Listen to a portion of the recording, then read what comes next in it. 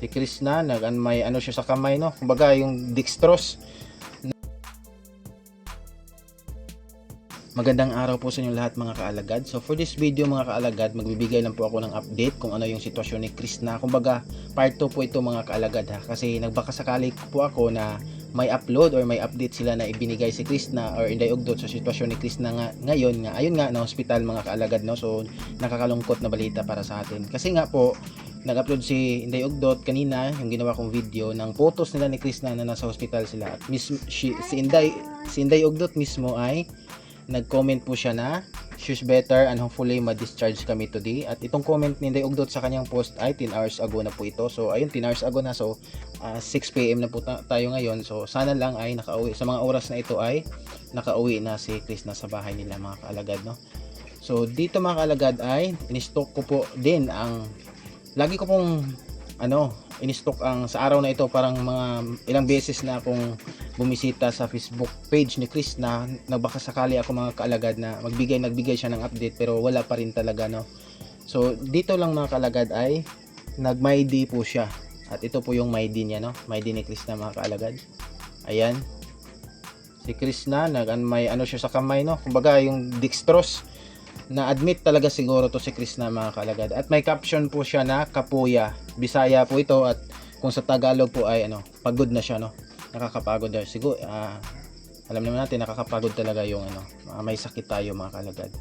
So dito sa picture na in-upload ni Inday Ugdot mga kaalagad, may mga bagong mga kaalagad tayo dito na nag-comment, na mga bagong comment din nila. Syempre ngayon lang din nila nakita itong post ni Inday Ugdot na ito na ayun, siguro naman maraming nagulat din dito na hospital pala si Krishna at merong kasagutan sa isip nila yung mga nagtataka, yung mga kaalagad natin na nagtataka kung bakit 3 araw na walang upload si Krishna mga kaalagad.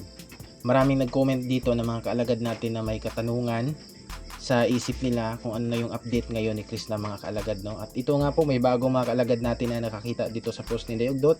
Ayan, newest po ito sa mga comment natin. Pinakabagong comment sa post na ito ni Inday Ugdot mga kaalagad, no. So sabi ni Ma'am dito, Ma'am Susan, so shout out kay Ma'am Susan, no.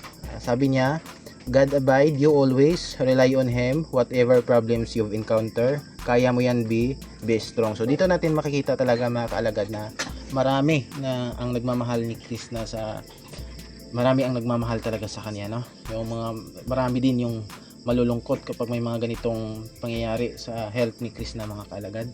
So dito din sa isang kaalagad natin na bago lang din nag-comment, mag-ingat ka rin MG, may sakit ka rin. So ayun, may sakit din pala itong atin ni Krishna na si Inday Ugdot, no. Ayun nga, kailangan din talaga mag-ingat ni Inday Ugdot kasi siya yung sumama ngayon dito ni Krishna sa hospital. Siyempre magkapatid, sino pa ba yung magtutulungan, di ba? At get well soon sa ating dalaga, magpahinga lang muna siya. So ayun, napakaganda ng comment ni Ma'am mga kaalagad. Naunsa na po ang langga Krishna, wag mo yang isipin ang mga basher langga, tatawanan kanila pag stress ka, hayaan mo sila. Totoo, siguro sa sitwasyon ngayon ni Krishna na hospital siya, siguro yung mga laging nagbabash sa kanya, siguro masaya yung nila ngayon. Masaya sila na nakita na ganito yung sitwasyon ni Krishna mga kaalagad, no. Pero hindi natin hindi maging permanente yan or maging tuloy-tuloy kasi bilog po ang mundo at hindi natin alam na sa susunod na araw ay, di ba, sila naman din yung malagay sa kalagayan ni Krishna mga kaalagad. Krishna, wag kasing pabayaan ang sarili, isa lang ang katawan mo, lagi ka na lang magkasakit, hindi kasi superwoman, kaya ingat-ingat lang. So ayun, dito naman sabi ng isang kaalagad natin na praying for you Krishna. So ayun, praying po, no. Lahat ng kaalagad natin siguro dito ay pinag-pray na ngayon si Krishna yung health na sana yung magkaroon siya ng fast recovery. Dito naman mga kaalagad, may nag-comment po ng isa sa atin na hindi po ata pala inom ng tubig si Krishna. Mismo napapansin ko din talaga sa mga vlog na niya na hindi siya mahilig uminom ng tubig. Kaya nga niregaluhan siya ni PB Toots TV PH ng tumbler para magbaon siya ng inuming tubig pag umalis ng bahay, pero parang di po ata ginagamit yung tumbler. Pansin ko din po talaga na hindi po ginagamit ni Krishna yung talaga, medyo pabaya siya ba. Hindi niya ginamit yung tumbler na binigay sa kanya. Dalawa pa naman yon, yung isa violet at yung isa na galing kay Sir Toots TV. Bakit nasabi ko na hindi talaga niya ginamit? Kasi may mga vlog si Krishna na mga kaalagad, Pumunta siya doon sa farmhouse para ayun tingnan yung mga nagtrabaho doon. Isa na yung papa niya. At pagdating doon ay naghanap pa siya ng tubig kasi nauuhaw daw siya. So nagtanong siya sa papa niya na nagtrabaho doon sa farmhouse kung may tubig ba sila doon. So mabuti naman may tubig sila na yung papa niya doon na nakalagay sa pitchel. So ayun, uminom ng tubig doon si Krishna. Kaya doon ko na pagtanto na bakit nasaan na yung tumbler na niregalo sa kanya. So sana dalawa yon. Sana hindi niya kapag pumunta siya sa farmhouse, hindi niya malimutan dalhin ba at lagyan ng tubig. Nang sa ganun, matarik pa naman yung daan papunta sa kanyang farmhouse. So syempre hindi natin maiwasan na mauhaw siya. So may dala siyang tumbler. Mas okay kung dalawa, magaan naman yung tumbler, di ba? So kapag mauhaw siya habang papunta siya doon sa farmhouse is may maiinom siya agad, di ba mga kalagad? Pero parang hindi siya mahilig. Isa pa naman yun sa advice ng doktor nung nagpa-check up siya sa mga kalagad nung last na sinumpong siya ng UTI at ulcer na uminom ng maraming tubig lagi talaga. So pero ayun nga, parang hindi niya sinunod. Nakakalungkot lang, no? Pero ayun, sana lang matauhan to si Krishna.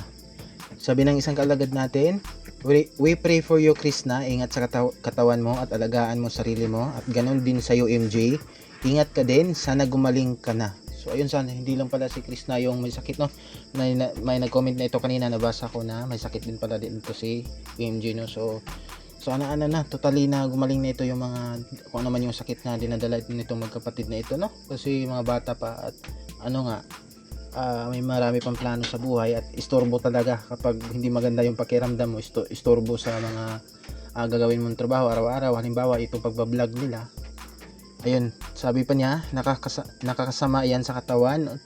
Huwag masyadong kape kapag gutom, kumain ng tama sa oras, ingat pagaling ka, pray lang kay Lord. So ayun naman ng isang kalagad natin, praying po kay Krishna, pagsubok lang yan dahil tapos ng pagsubok, tagumpay ang naghihintay sa kanya.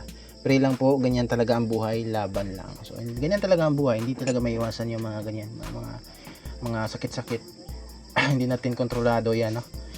Pero pwedeng iwasan kung ano lang talaga, willing tayo umiwas dun sa mga hindi dapat gawin, sa mga pagkain na bawal. So sana matauhan talaga to si Krishna ba na may tao na talaga ba, kumbaga susundin niya kung ano man yung may concern sa kanya, kahit siya mismo makarealize siya sa kanya sarili niya na hindi siya pwedeng maging pabaya kasi health talaga yung puhunan natin.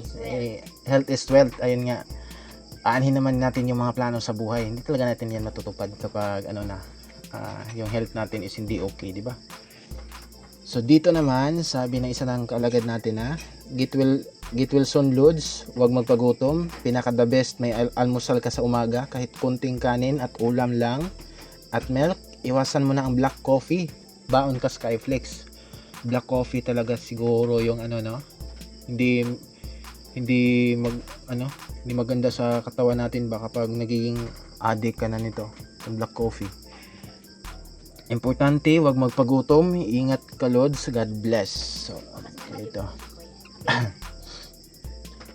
anyari over fatigue na yan, plus factor pa ang stress ng mga water. So ayun, over fatigue talaga. Maraming mga kalagad dito na nag-comment na siguro over fatigue daw tong pagka-hospital ngayon ni Krishna, at plus factor pa ang stress. Totoo, dagdag talaga siguro din ng stress. Ang stress kasi isa yan sa magpapatrigger sa mga sakit mo, parang madadamay lahat or mapupukaw kung ano yung mga mga sakit mo, di ba? Kasi last live ni Krishna, stress talaga siya, pumutok siya sa kanya mga basher. Ayon sa isang kaalagad natin na pagaling ka Krishna, at sana pag nakalabas ka na, iwasan ang mga bawal at kumain sa tamang oras. Love ka namin, alagaan ang sarili, yan ang puhunan mo para matupad ang mga pangarap mo. So ayun lang mga kaalagad, no, hindi ko na lang ito babasahin lahat ng mga concern comment dito galing sa mga concerned followers ni Krishna, na mga kaalagad natin, mga concerned subscribers. So ayun, magbibigay lang ako ng kapag may update sila na ipopost sila Inday Ugdot dito sa Facebook mga kaalagad, or si Krishna mag-post siya dito sa Facebook kung nakauwi na ba sila, kasi ayun nga, sinabi na Inday Ugdot na possible na ma-discharge daw sila kanina at makauwi na sila. So siguro sana lang sa mga oras na ito ay nakauwi na sila Krishna mga kaalagad, no, at makapag-live na siya mamaya kung pwede or bukas, kasi hindi pa siya pwedeng mag-vlog talaga ngayon, hindi pa niya pwede ipilit yung katawan niya. So sana lang sa mga oras na ito ay nasa bahay na sila mga kalagad, no? So ayun lang, subscribe mga kalagad sa aking YouTube channel at i-like itong video nang sa ganun po is updated kayo kapag may mag-post po ako ng mga ganitong video, nagbibigay po ako ng update halimbawa sa mga kalagad natin na hindi alam kung ano yung mga Facebook account nila ni Inday Ugdot, nila Krishna.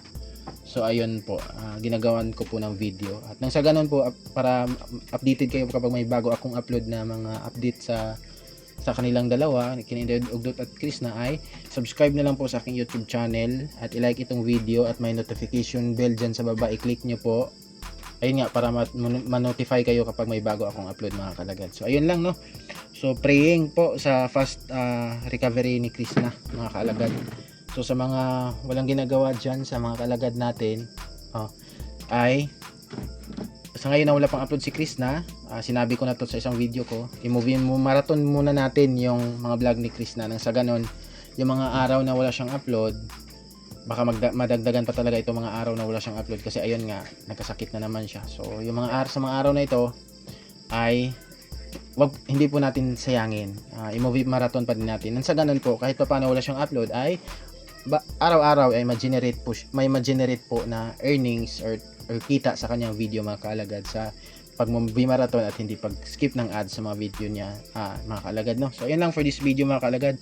God bless po sa inyong lahat at pray for complete healing kay Krishna at kay Inday Ugdot din. Syempre hindi lang kay Krishna din, sa kung ano man yung karamdaman ni Inday Ugdot, complete healing din. Praying po sa talagang yung totally na mawawala na talaga yung sakit nila para ayun nga makapag-focus na sila sa pagbablog, sa mga plano nila, magagandang plano nila para sa family nila mga kalagad. So ayun, God bless po sa inyong lahat at maraming salamat po. Bye bye.